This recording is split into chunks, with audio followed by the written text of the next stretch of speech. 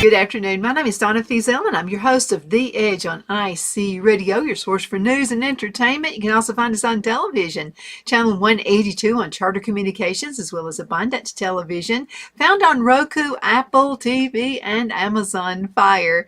You know, Phil and I are farmers now, and I love the farm life. I almost feel like Green Acres. I feel like I'm Eddie Albert, who just loves to watch his seed grow and just really gets into it. I really do love it. And so I also love technology. So I have found a website, masschallenge.org, and they're talking about the innovation, the agriculture innovation. It's 10 tech trends to watch in 2023. So I'm really interested in this. So let's go ahead and dig in. If you're a farmer, or maybe you're not a farmer, you just want to have a garden, that's fine. This is going to really interest you. So let's go ahead and stay tuned. Now they're saying by 2050, the demand for food will surge 70% in line with rapid population growth. And the UN study also found about 9.9% of the world's population still goes hungry. So the thought of feeding almost 10 billion mouths is a daunting prospect. There's no kidding, really. With environmental changes hard to predict, we must turn to innovation in agricultural technologies. So they're saying, so let's just dig a little bit and see what they're talking about. Now, thankfully, the signs so far offer hope. We don't have to wait 3 decades to see how innovative agricultural solutions can influence human life in the future. So let's go ahead and dig in just a little bit more, okay? First of all, I think we all need to be farmers to a certain extent, okay? We really need to. Bee vectoring technologies. You know, we're beekeepers. That's part of being a farmer as well. And I'm beginning to see more and more people move away like we did from the big city, and they're looking for farms where we can use technology and we can also have greater yields. My idea is I just love to give people food. So let's dig in a little more. Okay, now when it comes to U.S. crop production, honeybees are worth $20 billion. These insects are essential to human survival, so there is increasing innovation in agricultural equipment to help protect bees and maximize their pollination capabilities. Now, BVT uses commercially reared bees to deliver targeted crop controls through pollination, replacing, yeah, thank God for this, replacing chemical pesticides with its environmentally safe crop protection system. Now, we do not use pesticides here on this farm. Everything we do is natural. Although it can get a little bit daunting to find the right fit for you and your farm, and everything has a play here. We're in the South, we're in Alabama, where we have extremely high heat. We have extremely low heat. As a matter of fact, sometimes we say we don't have a fall or a spring. We go from hot to cold, sometimes all 4 seasons in one day. So it can present an issue trying to find the right way to farm. Now, the system doesn't require spraying water or the use of tractors. Instead, the scientifically designed bumblebee hive allows bees to pick up a trace amount of pest control powders on their legs to spread as they travel within the field. Now, this innovation in agriculture technology supports improved sustainable farming, crop yield, and soil quality. Now, BVT solution is suitable for many crops, including blueberries. I love my blueberry trees. Sunflowers, apples, and tomatoes. It also works for farms of all sizes. So even a small farm, like I'm considered a small farmer. 38 acres of land is not a huge farm. I mean, when I was living in Charlotte, I thought it was. I still do, kind of. But you know what we're talking about. Now, let's talk about number 2, precision agriculture. Precision agriculture is an agricultural resource management strategy that collects, processes, and evaluates data and offers insights to help farmers optimize and increase soil quality and productivity. Now, one thing I wanted to mention, whether you're a backyard gardener or you own a big farm, you need to get soil tests done. Go to your county extension office here in DeKalb County. Is located in Fort Payne, and also through Auburn University is where everything is sent. So knowing whether your land has the soil is acidic, or is it sandy, is it clay type? You need to know those things. It's really, really important to know. So I know some of my neighbors up in the northern end of DeKalb County in Mentone have issues with clay.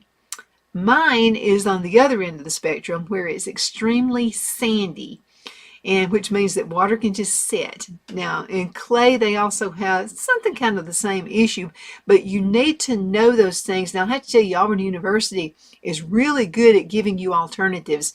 How can you handle that? How can you handle your soil is clay? How do you handle it sandy?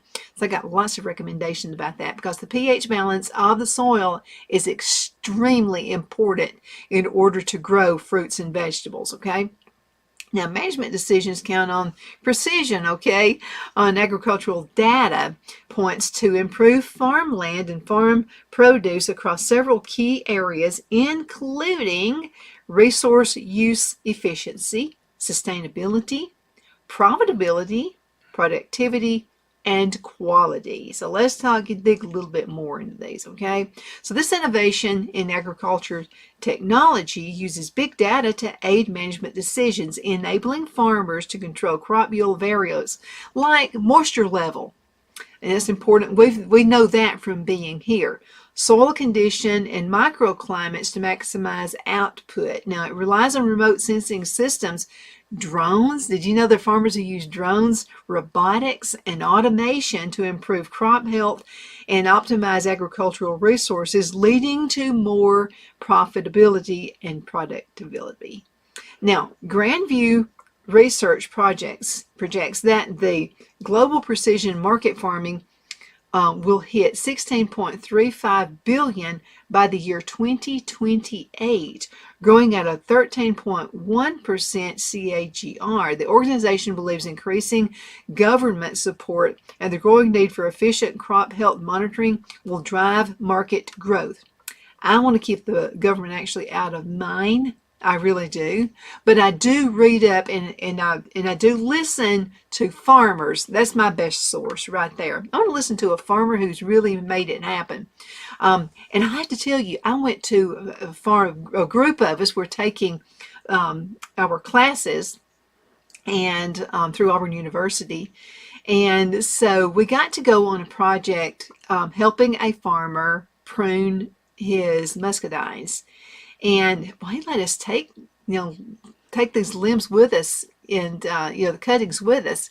And so not only did he do that, he taught us how to root it. And I'm going to have to tell you, I took about 14 different of the little clips that we took off. And so he said, this is what you need to do immediately. Go ahead and put them in water, okay? No roots, okay? These were just cuttings of muscadines. He said, you need to get a rooting compound, and he said, you can find it at the Farmer's Co-op, about $5, $6. And he said, it will last you almost an eternity because you're going to use such a small amount of it. So I'm like, because I'm one of those, when I bake chocolate chip cookies, instead of using 1 cup of chocolate chips, I do 2 cups. So I just kind of do that. I'm just, that's my personality. So I thought, no, he knows more than I do. He's been doing farming for a very, very long time, and he's very successful at it. If he said dip it in there, that's all I'm going to do. And he also said you need to kind of tap off, get a little bit of the extra out of it, okay? I did that. Guess what? Every single one of those came up. It's 14. So I went on ahead, and I keep them watered now, okay? But I'm at the point now where I can clip off some of it and I can root more off of what I've got. Did the same thing with my raspberries. So I found where the knolls are on a raspberry, and you can find all this stuff on the internet too. Just find knolls for raspberries and for all kinds of vine type plants. Okay, that's raspberries, blackberries, and also your muscadine grapes. So what you do is you cut at the knoll, on top of the knoll. Now you want to leave a knoll for root growth, okay? Doesn't need to be a great big long root system. Doesn't need to be a long stem. Just a small one is all you need. And then guess what? All of that growth energy is going to go into that one. Now, also your muscadines, and I'm so glad that I was taught this year. Your muscadines are going to grow. You need them to, you're going to cut off everything down at the bottom, okay? And this is when you're pruning it. And I didn't realize, but when you have a farm, you're constantly pruning all through the growing season as well. So what you're doing is cutting off the ones that are not working. You just cut those off. And then all of that energy and growth will go into two, which are going to go like this and on to wherever you have them planted. You need to make sure you got some good sturdy growth hormones there as well. But anyway, that's just something I learned, and it's meant a lot. I can turn right around and I can sell these, okay? These muscadines. And they're those great old big nice ones too, by the way. Okay, now let's talk. We need to go ahead and go into a commercial break. We're hitting pretty close to halfway through the show. Let's go into a commercial break, and we will be right back in just a few minutes.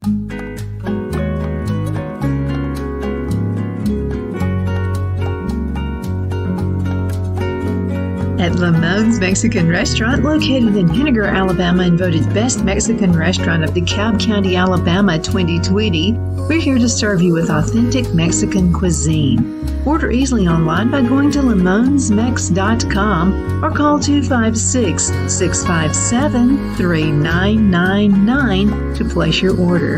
We're open Sunday through Thursday 11 a.m. to 9 p.m. and Friday and Saturday 11 a.m. to 10 p.m. Whether you're celebrating a cozy date night for two or a celebration for a crowd, at Lamone's you'll love our atmosphere and friendly servers. Thank you for dining with Lamone's Mexican Restaurant.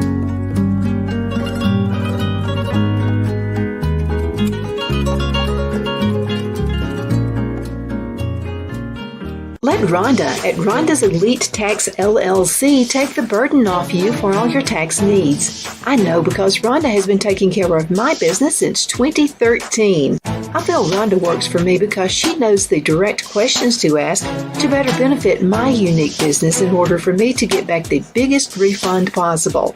Rhonda is an ongoing student, and she knows tax laws are in a constant change every year. Call 256-281-9903 for an appointment to take the dread out of getting your taxes done. Rhonda is located at 11968 U.S. Highway 431 in Boaz. Again, that number is 256-281-9903. And let Rhonda's Elite Tax LLC champion your personal and business taxes.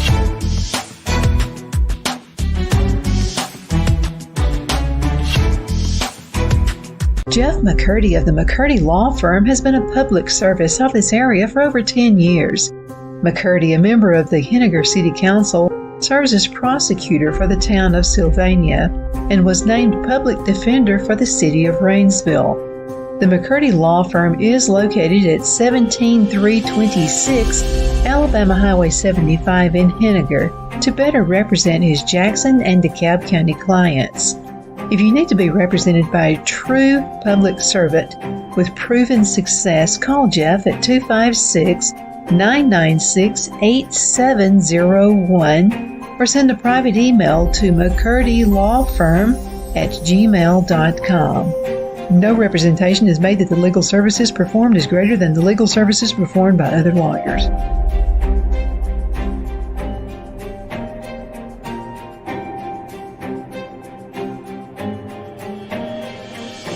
At Liberty Bank, we're all about community, whether it's to help with a charity fundraiser or help families in need. Toys at Christmas or a local football team, we're here for you. You see, we realize the importance of family. Sometimes it's to build a new home or necessary home repairs. We're here for you. If you like the feel of a small town bank with all the conveniences of a big city bank, we're here to serve you. You will find us at any of our convenient locations in DeKalb, Marshall, Etowah, and Blount counties in North Alabama. You can call and speak with any of our friendly staff at 256-659-2175 or check us out on the web at libertybankal.com. And thank you for your support of our community. Member FDIC Equal Housing Lender.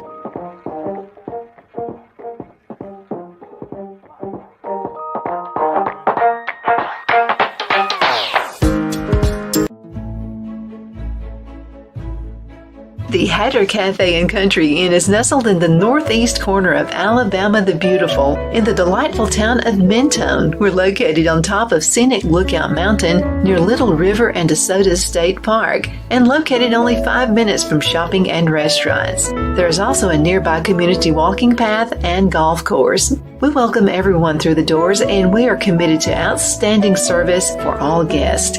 At the Hatter Cafe and Country Inn, we invite people from all walks of life to come and get away from it all, enjoy the open spaces, treetop views, fresh, clean air, and experience Southern hospitality at its finest. We look forward to hosting you. To reserve a special event, or if you would love a special getaway at the Country Inn, you can call us at 256-634-2018. Okay, we are back. My name is Donna, and I am your host of The Edge on IEC Radio, your source for news and entertainment. You can also find us on television, channel 182 on Charter Communications, as well as Abundance Television. We are syndicated there. They're found on Apple TV, Roku, and Amazon Fire. Also find the podcast, netnewsnetwork.net. netnewsnetwork.net. If you don't want to know what the truth is, you don't want to listen to this podcast bunch, but I'm going to tell you what, there's some awesome talk show hosts on there. We're talking about farming and technology, and I love both. I mean, I came from the technical world, Phil and I used to own an internet company, a dial-up, years ago. This is back when there was dial-up. We sold it to Highway out of Huntsville, Alabama. So anyway, that was a good time to be in the business, and then I started working for a cell phone company. Back in the day, it was called Contel. Then it went to Cellular One, and then GTE bought them out, Verizon. So I went through several buyouts there. So I love technology. So the whole idea of having a farm and having technology helping you grow that farm means a lot. I know a guy who has chicken houses. Now, chicken houses back in the day, if you owned chicken houses, you were married to it. You could not go anywhere on vacation. You could not be gone longer than a day at a time. So what's really cool about owning a chicken house now, they have apps that are on your cell phone. And so it will let you know when the temperature is going down. Maybe it's too cold. Maybe it's getting too hot in there for the chickens. All this really great stuff is done on your cell phone now. They're able to also automate the temperature inside a chicken house. Let's say I go to the mountains and Phil and I are going away for the weekends, and I get an alert. It's telling me that the chicken house is getting a little bit too hot in there. I can just fix that dial right there on the cell phone with my app on there. So I'm just loving it. Now let's talk about number 3. And this is indoor vertical farming. And so this was a really good, I've had such an amazing time with hydroponics. I wish I had done this sooner. So the average yield, now this is according to masschallenge.org. So the average yield of rice is between 3 and 6 tons. However, farmers don't have to face this limitation when they're using indoor vertical farming. I'm so glad I did this. This indoor vertical farming grows farm produce stacked above another in a closed, controlled environment. Now, the technology uses growing shelves mounted vertically to increase crop yield in limited spaces. Quite often, the shelves don't require soil. They're either hydroponic or they're aeroponic. Let's talk about that, because I'm going to get into aeroponics next year. Okay, my husband is in there going, she's going to do that too. Yes. You have to have a controlled environment sometimes. Let's talk about it. Now, hydroponics is a gardening practice that grows plants in water in nutrient solutions. And so you can tell by looking at the leaves what kind of nutrient it's going to need. And it's really very cost effective to use hydroponics. So I use about 4 gallons of water, and it goes through, it's got a pump, and so it goes all the way up the pipe, and then it goes down to, I've got 3 different pipes, and Phil put this together for me, by the way. Don't I have a great husband? So he put those together. There are 3 PVC pipes on the top, 3 on a shelf under it, another 3 on another shelf. So there are 4 levels of PVC pipe. So there are holes driven in each one, and that's where you put the seedling and something that looks almost like a cork. it's you just put the seed in it, and then you put that. You got to make sure it stays damp. There are things I've learned about hydroponics. In other words, don't put beans in there. Let me tell you why. You're better off to sprout your beans instead of putting them in the hydroponics. So there are how many? There are 14 of the little holes that have been cut in each pipe. Okay, so there are 3, 6, 9, 12. There are 12 pipes, PVC pipes, and then each one has a hole in it. So what happened is on just one PVC pipe, I just wanted to test it out and see how it would work. I put beans, okay? The bean seed on the far right-hand side did great. I mean, roots were huge. I mean, this thing, but the problem was it was just too big for its britches. So what it was doing was keeping fantastic water away from the other seedlings. So if I do it next year, I'm going to try another experiment. What I'm going to do is, as it's growing and as it starts growing, what I'm going to do is move it to the other side, and then I'm going to put in another bean seed.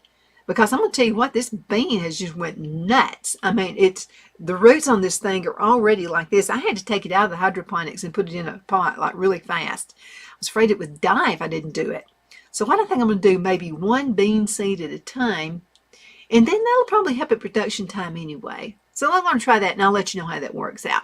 Now, that's hydroponics. That's using water. Oh, and by the way, I told you it's very cost effective. I'm using 3, maybe 4 gallons of water, and I just change the water out about every 3 days because I'm thinking, man, this thing's going to my water bill is going to be $200 a month. It's not. That's not true. So anyway, about every 2 to 3 days, I'll go ahead and take the bucket and empty it. I clean it out with vinegar, and just a little bit. It only takes about a 1/4 cup. And so I put the vinegar in the pot after throwing the water out, and I use a galvanized steel bucket, and then I just clean it. Doesn't take a lot of cleaning. You don't want green funky stuff growing on that thing, okay? Because this is nutrients going into your plants, into your seeds. So I clean it. I just fill it up with more water, put it back under there and under the spout. It's in the spout. It goes through all of the system, and then the water just goes into the spout, into the bucket. So that's how it works. No big deal. You can buy seeds a lot cheaper than you can buy plants, okay? The only plants I have are what Cheryl Baker from Baker Farms. I got some plants from her. And she had a few weird stuff that I didn't have. So thank you, Cheryl, for always being there for me. And so that's all I did. Now let's talk about aeroponics. That suspends the roots of the crops in the air with emitters intermittently spraying them with water and nutrients. I'm going to try that next year. Okay, so indoor vertical farms enables growers to control variables such as light, temperatures. We've had a really, really weird, this worked out for me this year. We've had a really strange spring. It's been like mostly cold and rainy, like cold. Okay, I remember the year I graduated from high school in 1977. Everybody was getting a suntan like in early March before they went on the school trip. I didn't go, but anyway, everybody was getting a tan. It was warm outside. It has been the absolute coldest, but I was able to control that through my hydroponics system. Okay, I urge everybody to get that. Okay, so you just spray them with water and nutrients. I'm going to try that. Now, indoor growers, you can control a few things, such as the light. I have lights. Just all it is, you can just get these little shop lights and then plug those into the wall and have them going down. You know, it can't be like really, really close to the plant because it's going to burn them. But there's light and there's some heat that goes there as well. So you control using light, temperature, water, and sometimes carbon dioxide levels, allowing them to get healthier and bigger yields. And I'm telling you, because I just went to a gardening supply place today, a tomato plant was $10. It's went up. It's the supply versus demand. We're in some kind of a recession going on here. So the price of everything has went up ridiculous. So doing it yourself and growing seeds, that's the way to do it. And then you can save your own seeds as well. Okay, now other benefits include 70%, I told you about the water usage. So water using hydroponics, the technology of that includes 70% less water usage, which conserves energy and reduced labor costs due to the use of robots for harvesting and planting. But we don't use robots. I guess I'm the robot that's used out there. So, but I'm telling you what, it's super fun to have your own garden and grow. We're going to have another and we'll go ahead and start talking about it just a little bit. So we're going to have part 2 of the show about livestock farming technology. Man, there's so much out there. So emerging livestock technologies provides farmers with data-driven insights, allowing them to streamline farm management, improve animal care, and boost productivity. So we're going to be talking about some of those many innovations that are redefining livestock farming. I mean, there's so many wonderful things out there right now. And and let me tell you something. So we have cattle on the farm as well. And so utilizing, I mean, everything goes in a circle, okay? I mean, one thing feeds another thing. When Phil cuts the grass, he has a grass cutter behind him, and it collects the grass. And so what we do is we put it into our bin with all of our food scraps and all this kind of stuff, and it is making some incredible soil. So some of the grass cuttings and cardboard and things like that we had last year is making this recycling of that is just really good, rich soil for your garden, because we don't have that because of our sandy soil we have right here on the farm. And it's good for livestock. They keep everything fertilized out on the farm. We also have chickens, and we use the chicken poop, in it as well. Now you got to be really careful on the amount you use. So this is how we do this. We use what we call the lasagna method, okay? And so what we'll do is the grass cuttings, Phil started out with grass cuttings. He started putting that in there. And they need to really be brown. So what you're doing is mixing green and brown together. And then that turns into really good soil. So another brown thing we'd use is cardboard. I save cardboard. People give me cardboard. I'm begging for cardboard. But let me tell you a really easy way to do it. You need to really tear it. And a lot of folks have said, I really don't tear mine. I just kind of throw it in the compost pile. But I like to tear mine. So this is what I do. I leave it out in the rain. Okay, it looks kind of like a mess out in the backyard. When I know we're going to have some rain, I throw that cardboard out there. And it's also close to our block garden as well. So what I'll do is I'll leave it out in the rain, and it's so much easier to tear it than to get scissors and cut it. Your hands will be so tired if you're cutting all that cardboard, because I use a lot of it. So we're doing the spaghetti method. So Phil puts the grass cuttings, it's a big bin, by the way. He built it himself. I think it's probably, I don't know, about 12 foot long, maybe by about 4 feet. So it's quite the bin. And so we're beginning to have quite a few of those out in because we got 38 acres, we can put it out there now.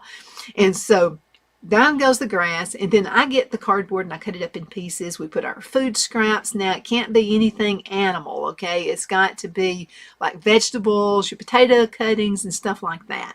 That goes in there. You got to give it a good stir every once in a while. And it attracts worms, and worms are your best friend when it comes to the gardening part. People actually make a tea out of some of this stuff too. And then we got the bees going on too. You can do this. It's going to cost you a little bit to get started, but it pays off, and you're going to wind up having the most awesome gardening. Now we're going to come back for segment 2, and we're going to be talking about livestock farming technology as well. Okay, farming and technology, that makes it work. My name is Donna, and I am your host of The Edge on IC Radio. Thank you again so much for watching. I'll be back with another segment shortly.